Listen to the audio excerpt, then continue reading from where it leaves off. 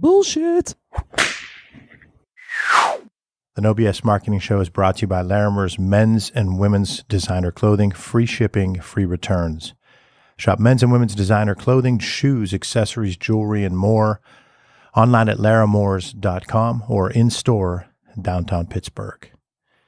It's the No BS Marketing Show. I'm Dave Mastovich. Our guest today is another Dave Molnar of TriState Capital Bank. But first, let's cut the bullshit. Ever see a video clip of a news report or scan a story on a website and wonder why the company didn't respond the way you expected? Or maybe they actually didn't respond at all. You might have thought they were hiding something, or they were clueless, or you just couldn't understand it. When we aren't provided details or told the story, we start to speculate, and sometimes we even make our own interpretation of the events. We might say, why aren't they commenting? Don't they care how this looks? In most cases, they do care, but they aren't prepared for the situation. They struggle to decide on the response. They aren't sure how to move through the process, and they often don't understand the mindset and approach of media representatives. Companies big and small don't have the processes in place. They don't practice and prepare for potential sudden or percolating crises. They don't have a designated person or resource who lives and breathes crisis communications management. Why? Partly because most companies narrowly define what a crisis is, and then they think things like, we aren't a big company like the NFL, or whatever company they think of when it comes to managing crisis communications. Or they might think, we're a small company. When's the media really going to care about what we do? Or this one, we've had a couple of instances over the years where we might have considered something like crisis communications, but not that many. These narrow views put companies and their leaders in a precarious position in today's communication environment. Messages spread in seconds and across social media and other online platforms. Leaders and employees are more outspoken today than in the past. Opportunities for media exposure are greater than ever before. Whether you're an entrepreneur living your passion running a small business or a CEO of a $500 million a year company, you need to prepare for potential issues and crises. If you're a high school principal or superintendent, or a healthcare manager or director, you need to think of how you'd handle a challenging situation with potential media exposure. Start planning now. Build the processes. Develop and test the plan. Talk about it openly among employees and your leadership team. Make crisis communications a priority regardless of your industry or company size, and cut the BS. Our guest today is Dave Molnar, President, Commercial Banking for TriState Capital Bank, a $4.5 billion bank headquartered in Pittsburgh, with regional offices in Cleveland, Philadelphia, Edison, New Jersey, and New York City. Dave, welcome to the show. Thanks, Dave. Good to be here. Well, we're excited to have you. I want to start off by having you tell us a little bit about your career path, your journey. Sure. Well, I grew up about an hour and a half east of Pittsburgh. Went through parochial grade school, Catholic high school, Bishop Carroll High School in Evansburg. Started evaluating college choices. And frankly, going through high school, I was much more of a jock than an academic student. My grades were fine. I didn't really put a lot of time into it, but had good grades. And trying to evaluate where I wanted to go, I really had a very short list. I assumed I was just going to go to Penn State. Also had IUP on my list. I felt like I was going to go into a business school, maybe for an accounting degree, and applied to both Penn State and IUP, and got accepted to both. But under the Penn State acceptance, they wanted me to spend the first year in Altoona before I moved up to main campus. And I just was taken back, and I felt like Altoona was sort of like going to high school again for another year, and looked harder at IUP. I wasn't seriously considering it and decided to look at it harder, and saw they had a nice business school. It was only 45 minutes from my home. Made the decision to go ahead and go to IUP. Once I got into IUP and started taking classes, my first accounting course was not really impressing to me. I looked at this book of FASB regulations, and every number had to go into a certain box, and it was just so regimented that I really didn't take well to the accounting side. So I started looking at the other majors within business and looked at things like insurance and investments and finance, and ultimately became a finance major and got a economics minor because I only needed one more course, frankly, to get the economics minor in the last year there. So had a good career at the 4 years at IUP, enjoyed it, learned a lot, ended up having some on-campus interviews. I really focused in on two key companies in particular, Mellon Bank and Federated Investors, and talked to some other people as well. But those are the two that I really looked at hard and had those interviews. The interview with Mellon went unbelievably well. I really connected with the individual. I had great conversations. He basically told me right on the spot that he was on my short list to be invited to Pittsburgh for a full day of interviews at the bank. Went to the Federated interview. Didn't quite connect as well with the individual. Still thought I might get, into the second pass there, but never did get that invite. So pursued the Mellon opportunity directly. He invited me into downtown Pittsburgh the night before the full day of interview schedule.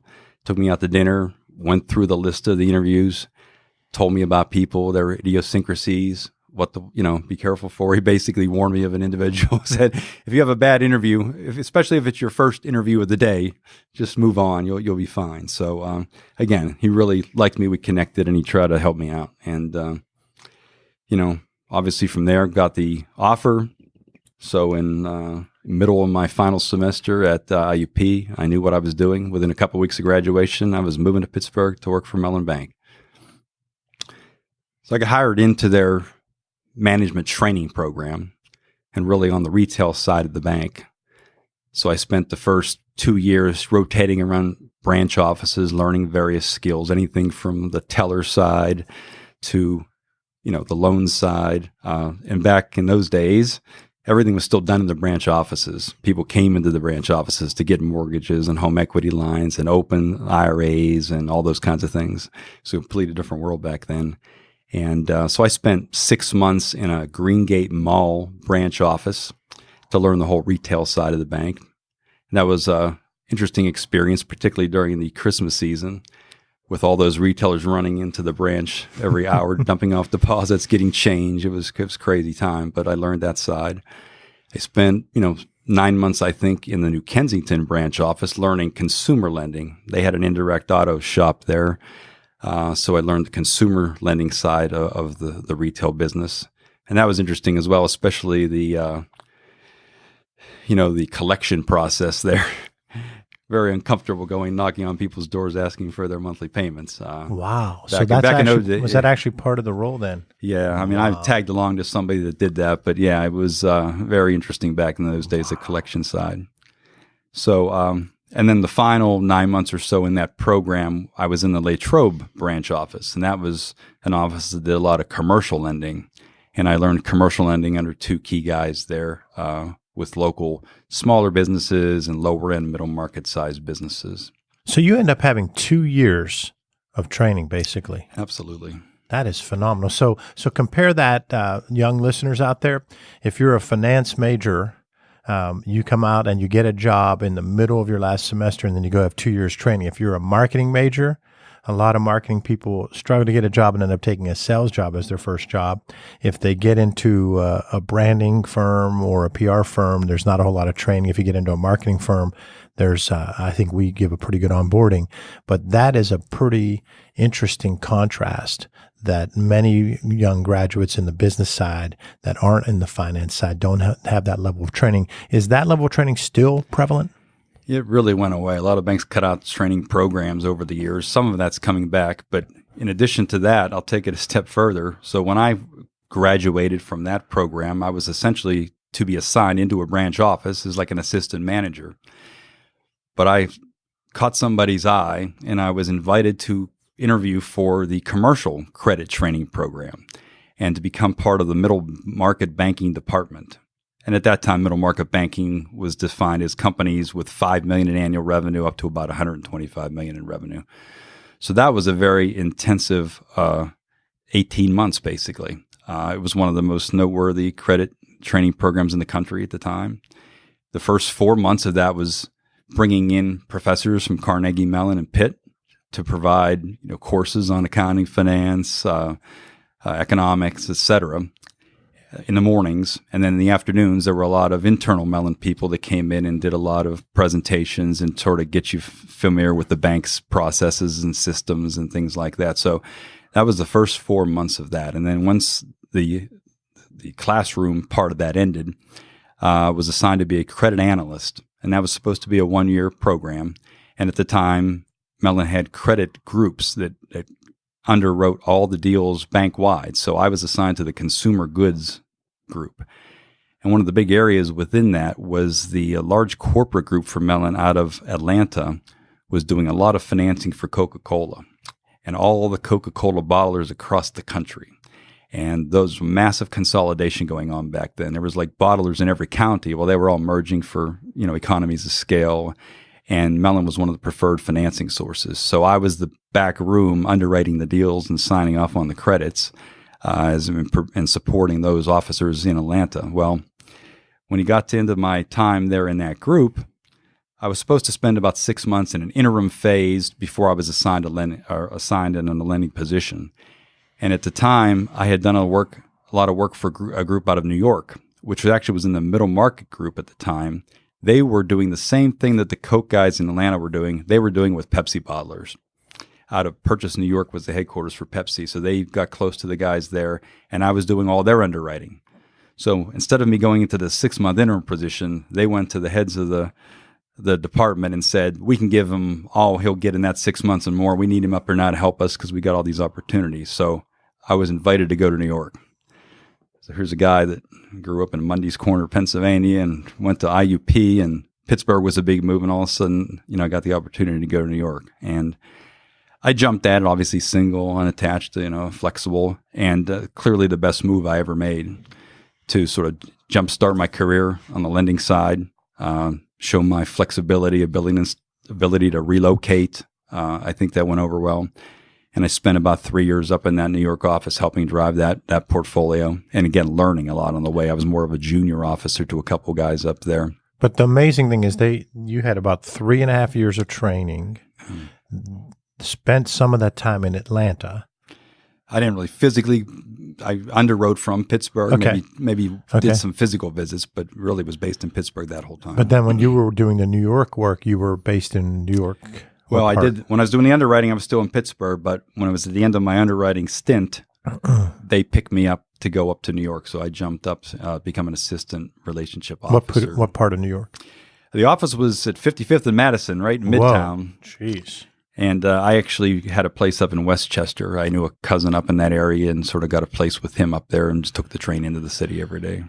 So that's a pretty awesome first 4 or 5 years coming out of IUP to now you've built the training that's like pretty much top notch and had some big time experience. And what happens after the New York City? Well, at that time, Mellon started to have some big issues and started to cut expenses, consolidate a number of offices. That New York office actually was being eliminated, and they were consolidating it over into a northern New Jersey office that they had. So I was basically getting ready to make the move over to that northern New Jersey office when it turned out Mellon opened an office in Washington, D.C. They bought a failed savings bank down there. They wanted to maybe leverage those 10 branches that they were acquiring and develop commercial down there. So I knew a guy who actually was running the Chicago office for Mellon, who was asked to go head up the D.C. office, and he knew me.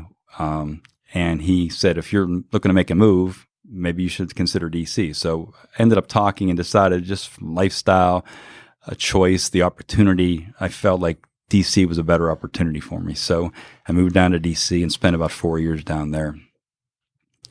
Man, you're hitting all the major markets. Yeah, it was a whirlwind tour, and the perfect time in my life to do it, and unbelievable experiences early on. So now at that point, you're approaching 30, 28, 29, 30, somewhere around there, and you're still with Mellon and finishing up at the D.C. office. What's your next move then? I was approached to come back to Pittsburgh and to take over management of a 4-person middle market team that covered the state of Ohio. At that time, it was a Pittsburgh-based team. They were road warriors. They would get in the car 3 days a week and drive somewhere between Pittsburgh and Cleveland. You know, the Cleveland, Akron, Canton area seemed to be where we dominated our efforts in terms of building corporate business. And eventually, so I took that responsibility and eventually actually hired 3 or 4 people in a Cleveland office. So had a half dozen or more people on the team, some based in Cleveland, some based in Pittsburgh, and those people in Pittsburgh called more towards central Ohio than down toward Columbus after we had established that. But that was really my first management assignment. Okay. And I did that for, I think, 7 years. And your title at that time was what? It was a vice president, team leader. And you're still at Mellon? Still at Mellon. This would have been, middle to late 90s. So now you've got almost 15 years with Mellon. Correct. And then where do you go?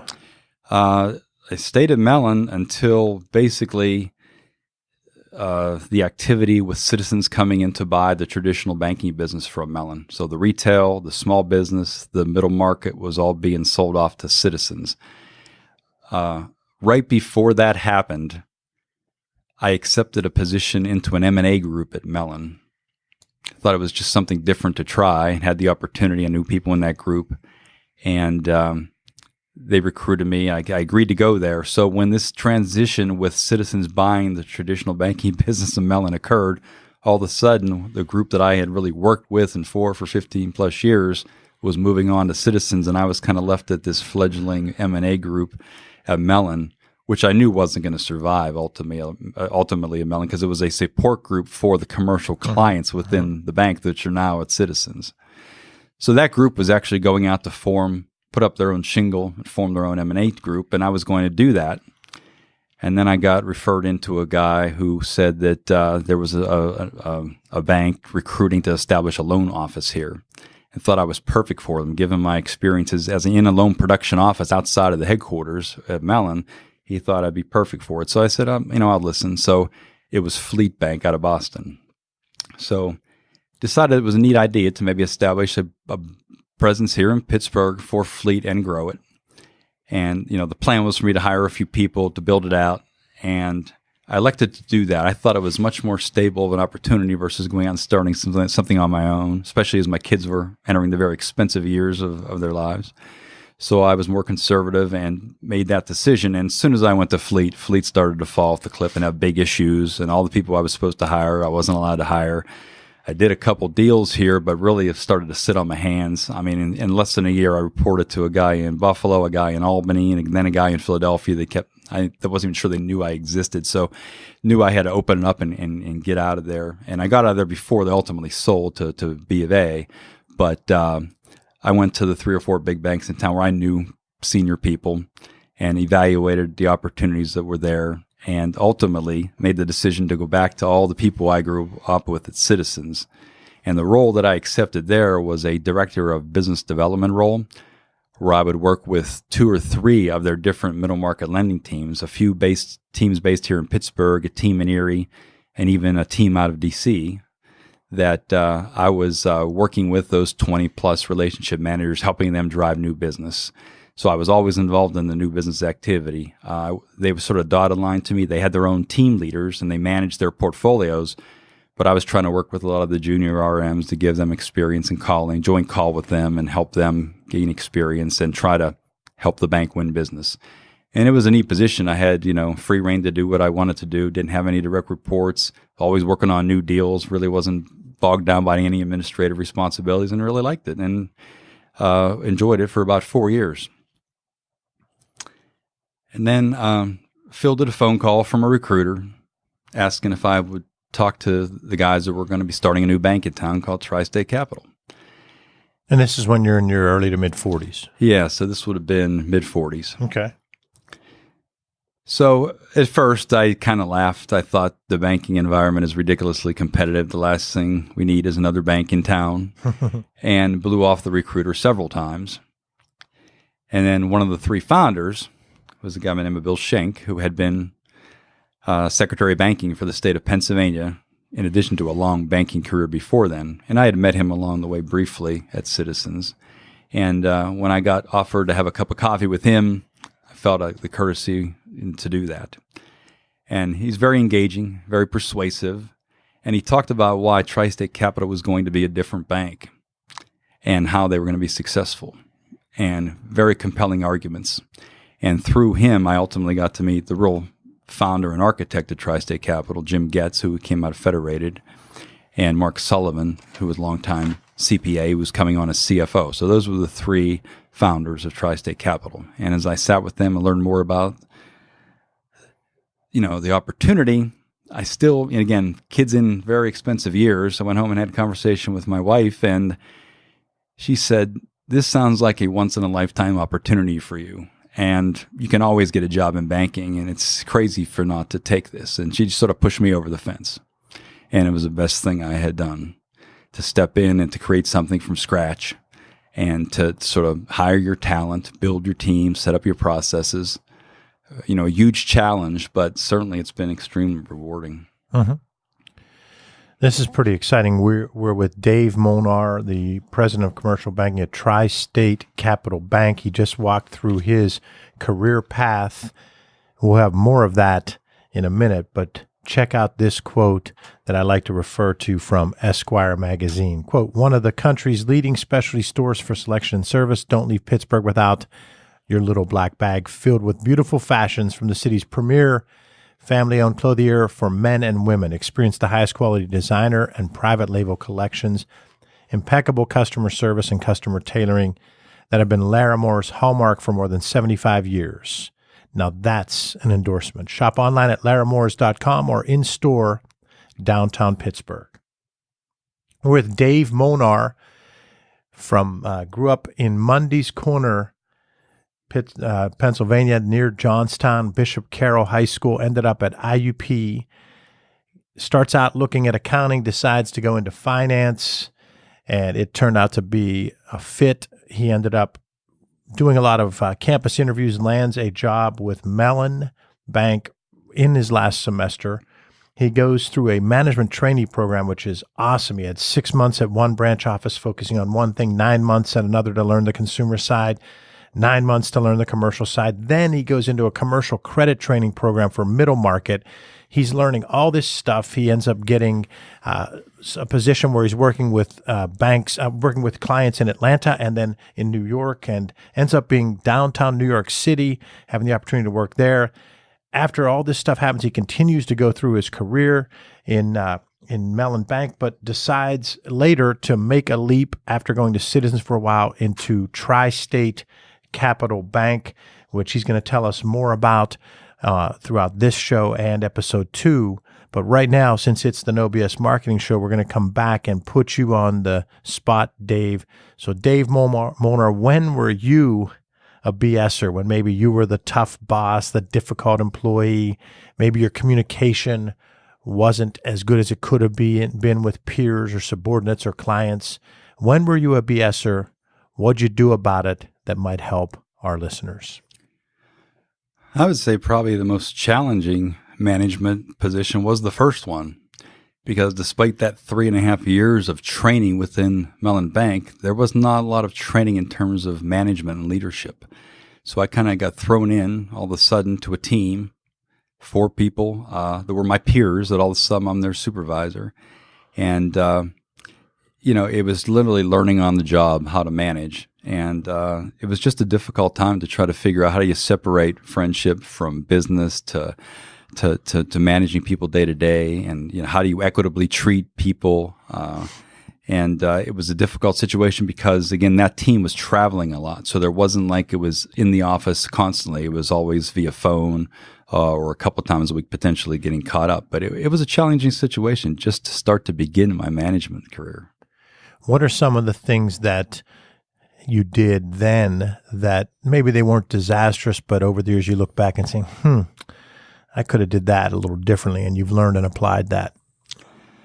Well, I think maybe the issue about trying to treat everyone equitably isn't really, the best way to go sometimes. I mean, some people deserve a longer leash based on their performance, based on their experience. Some people need more attention. So it really shouldn't be, okay, everybody needs to do 10 calls this month. I think I learned that the 1 or 2 people that were struggling, weren't performing, or lax, maybe that's where the attention should be, and give more longer leash to the people that were performing, putting up the numbers, didn't need supervision, but be there for them whenever they needed to be. Throughout that training and those early jobs, and it could still be going on now, but I just want to give you an opportunity to talk about this show being focused on leadership and communication. And you talked about right there both leadership and communication when you said maybe early in your career you focused on the equitable treatment, and you've now learned that's kind of BS, that yes, you want to be fair, but you also want to be able to read and react and adjust based on each person. So that's kind of great advice for our listeners. Throughout that time, though, also based on leadership and communication, was there a mentor or two or three along the way where a person called you aside and stuck with you and talked to you and coached you up that maybe you can talk about how that impacted you? I would say over the years, obviously I've had a lot of bosses, and I tried to, really find the key attributes, the things that I thought were successful that they conveyed, and also vice versa, as I try to groom myself in a management style.